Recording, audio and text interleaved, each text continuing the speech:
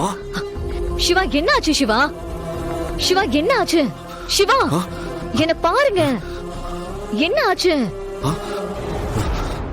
அம்மா நான் அம்மாவை பார்த்தேன் அயலி. புரியல. அங்க என் அம்மாவை. சரி, நான் என் அம்மாவை பார்த்தேன். அம்மா முதல்ல தண்ணி குடிங்க. குடிங்க.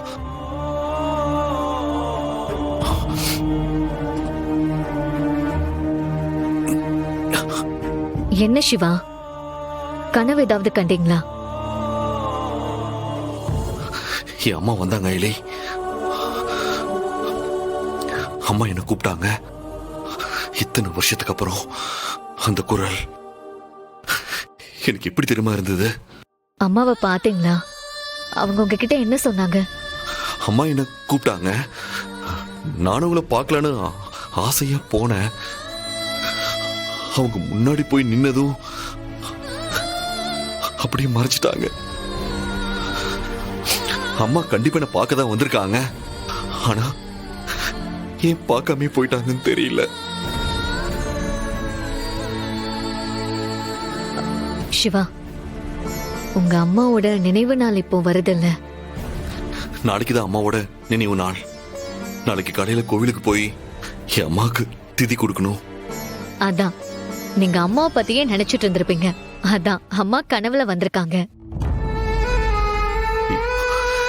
இத்தனை வருஷமா வராதவங்க இன்னைக்கு மட்டும் ஏன் இல்லையே என் கனவுல வரணும்?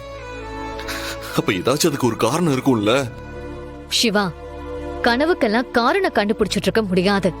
அதுவும் அம்மா வந்திருக்காங்க, என்ன காரணம் சொல்ல முடியும்?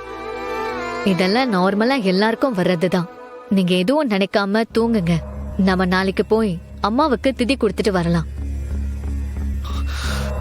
இல்ல ஐலி, கண்டிப்பா அம்மா என்கிட்ட ஏதோ சொல்லதான் வந்திருக்காங்க. சத்தியமா எனக்கு அப்படிதான் தோணுது. இல்லனா திடீர்னு அம்மா இப்படி எல்லாம் வர மாட்டாங்க. சரி, வந்தவங்க ஏன் எதுவுமே சொல்லாம போயிட்டாங்க? நீங்க சொல்ற மாதிரி ஏதாவது ரீசன் இருந்தா அத சொல்லிருக்கணும்ல. நேரா சொல்லலனாலும் வேற ஏதாச்சும் வழியில சொல்லிருக்கலாம்ல. அப்படி ஏதாவது இருக்கா?